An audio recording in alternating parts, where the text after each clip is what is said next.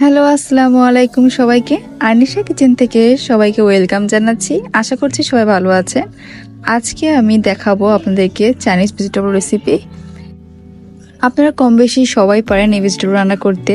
আমি আমার মতো করে আপনাদের সাথে শেয়ার করছি। আশা করছি আপনাদের কাছে অনেক ভালো লাগবে। কথা না বাড়িয়ে চলে যাই মূল ভিডিওতে। এখানে আমি ভেজিটেবল রান্না করার জন্য সবগুলো ভেজিটেবল আগে থেকে কেটে রেখেছিলাম। আমি দেখিয়ে দিচ্ছি আপনাদেরকে। আমি গাজরটাকে একটু লম্বা লম্বা করে কেটে নিয়েছি, দেখতেই পাচ্ছেন। নিয়েছি পেঁপেটা আমি ফুল দিয়ে নেই, আমি 1.5 দিয়েছি। পেঁপেটা আমি ঠিক পাতলাও করে নেই, খুব বেশি মোটাও করে নেই, আমি এভাবে কেটে নিয়েছি, দেখতেই পাচ্ছেন। এরপর আমি নিয়েছি মাশরুম। আমি এখানে মাশরুম 4টা ইউজ করেছি, পাতলা পাতলা করে কেটে নিয়েছি। আমি দিয়েছি সসেস, আর পেঁয়াজটাকে আমি মাঝখান দিয়ে ভাগ করে এটাকে কলিটা খুলে নিয়েছি। এছাড়া আমি নিয়েছি ডিম, ক্যাপসিকাম, কাঁচামরিচ আর আদা রসুন কুচি। এরপর চুলার মধ্যে আমি একটা প্যান বসিয়ে এর মধ্যে আমি 4 গ্লাস পরিমাণ মতন পানি নিয়ে নেব।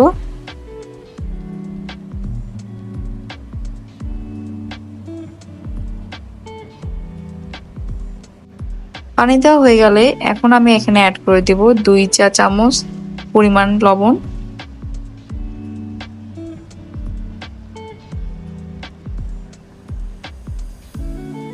এরপর আমি লবণটাকে ভালোভাবে মিশিয়ে নেব।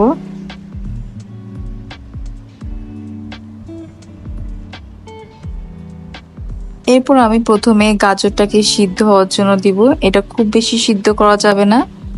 প্রথম যখন একটা বলক আসবে তখন আমি পেঁপে দিয়ে দিব। এখানে গাজর যেহেতু একটু সিদ্ধ হতে টাইম লাগে, এজন্য প্রথমে আমি গাজরটাকে দিয়েছি। যখন আমার পানিটা একটা বলক দিয়ে উঠবে তখন আমি পেঁপেটা দিয়ে দিব। দিয়ে আমি এটাকে ঢেকে আর একটা বলক নিয়ে আসবো।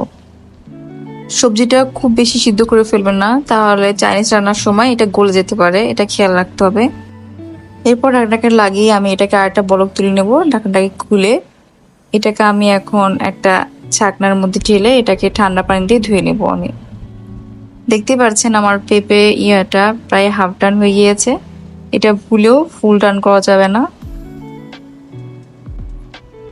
এরপর এটা ছাকনার মধ্যে ঢেলে এটা ঠান্ডা পানিতে ভালোভাবে ধুতে হবে, না হলে যে হিটটা থাকে ওই হিটে সবজিটা প্রায় সিদ্ধ হয়ে যায়, পুরোপুরি সিদ্ধ করা যাবে না সবজিটা। এছাড়া কালারটা নষ্ট হয়ে যেতে পারে, এজন্য এটাকে খুব বেশি কুক করতে যাবেন না। ধোয়া হয়ে গেলে এটাকে আমি সাইডে রেখে এখন আমি চলে যাচ্ছি মূল রান্নায়।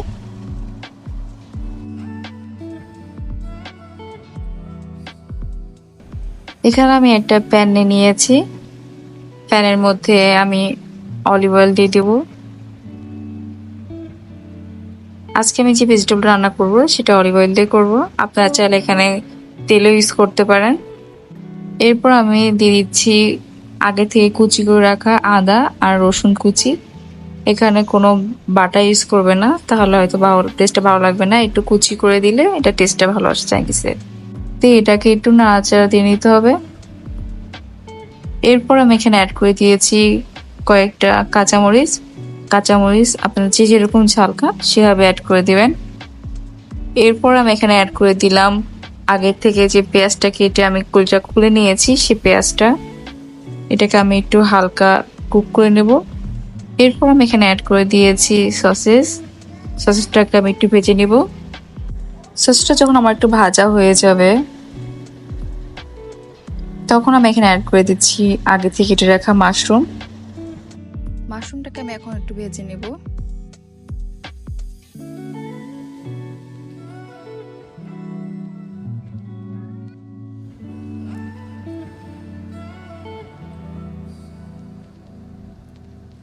এরপর আমি এখানে অ্যাড করে দিচ্ছি ক্যাপসিকামটা একটু পরে দেওয়ার চেষ্টা করবেন, কারণ ক্যাপসিকাম একটু ক্রাঞ্চি ভাব আসলে একটু মজা লাগে, বেশি গলে গেলে এটা টেস্টটা বাজে হয়ে যায়, আমার কাছে ভালো লাগে না। এরপর এটাকে অল্প একটু কুক করে নেবেন, খুব বেশি কুক করতে যাবেন না। আর বলে রাখি, চাইনিজ সবসময় হাই হিটে রান্না করতে হয়, কোনোভাবে হিটটাকে কমানো যাবে না। চুলা জালটাকে পুরোপুরি বাড়িয়ে তারপর রান্না করবেন। এরপর আমি এখানে দিয়ে দিয়েছি একটা ডিমটাকে আমি চামচের সাহায্যে একটু ফেটে নিচ্ছি। এবার এটাকে একটু ভেজে নিচ্ছি, ভেজে ভেজে এটাকে। আপনারা চাইলে ডিমটাকে স্কিপ করতে পারেন। আমি এখানে ডিম দিয়ে দিয়েছি। এরপর আমি এখানে অ্যাড করে দিচ্ছি সয়া সস। আমি এখানে সয়া সস প্রায় 1 টেবিল স্পুন পরিমাণ দিয়েছি।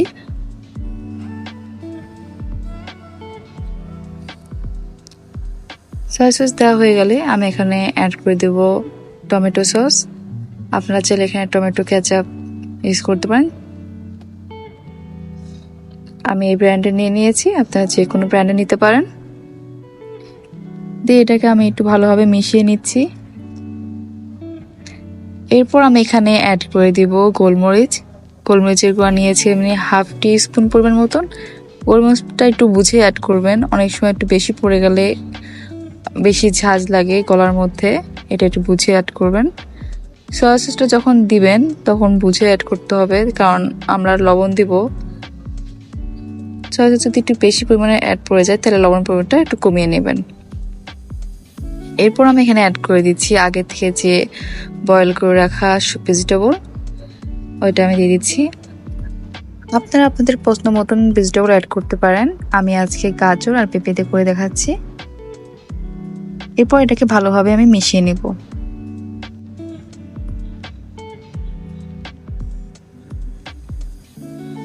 এটাকে আলতোভাবে নাড়াচাড়া দিবেন, খুব জোরে জোরে নাড়াচাড়া দেওয়া যাবে, তাহলে ভেঙে যাওয়ার ভয় থাকে। এরপর আমি এটাকে ঢাকনা দিয়ে কিছুক্ষণ রেখে রাখবো। ভেজিটেবলটাকে গ্রেভি করার জন্য আমি একটা মিশ্রণ রেডি করব। আমি এখানে একটা বাটি নিয়ে নিয়েছি, বাটির মধ্যে আমি কর্নফ্লাওয়ার অ্যাড করব। আপনারা যে কোনো কর্নফ্লাওয়ার ইউজ করতে পারেন। কর্নফ্লাওয়ার নিয়ে নিয়েছি 2 টিস্পুন।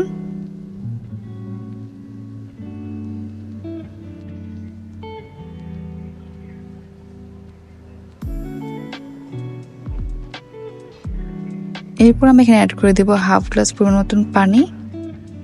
আমি নরম পানি ইউজ করেছি।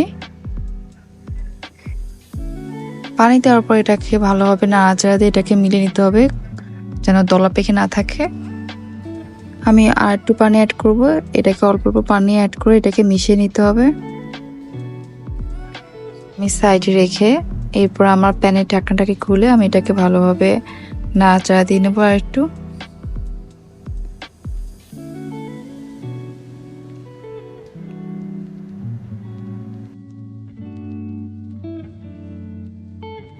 আমি এখানে অ্যাড করে দিব আগে থেকে রেডি করা কর্নফ্লাওয়ারের মিশ্রণটা। আমি আস্তে আস্তে এটাকে দিয়ে এটাকে মিশিয়ে নেব।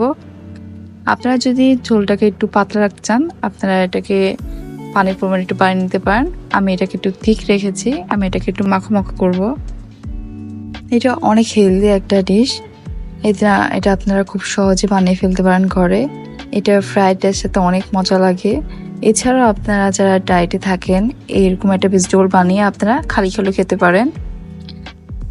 আমার রান্না প্রায় শেষ পর্যায়ে, আমি এখন এটাকে একটু পরিবেশন করে দেখিয়ে দিচ্ছি। আশা করছি আমার রেসিপিটা আপনাদের কাছে অনেক ভালো লেগেছে। ভালো লেগে থাকলে অবশ্যই আমাকে লাইক সাবস্ক্রাইব করে আমার পাশে থাকবেন এবং অন্যদের মাঝে শেয়ার করে দিবেন। আমি এরকম আরো নতুন নতুন ভিডিও নিয়ে হাজির হয়ে যাব আপনাদের কাছে। আজ এই পর্যন্তই। আপনাদের সবাইকে ধন্যবাদ, ভালো থাকবেন, আল্লাহ হাফেজ।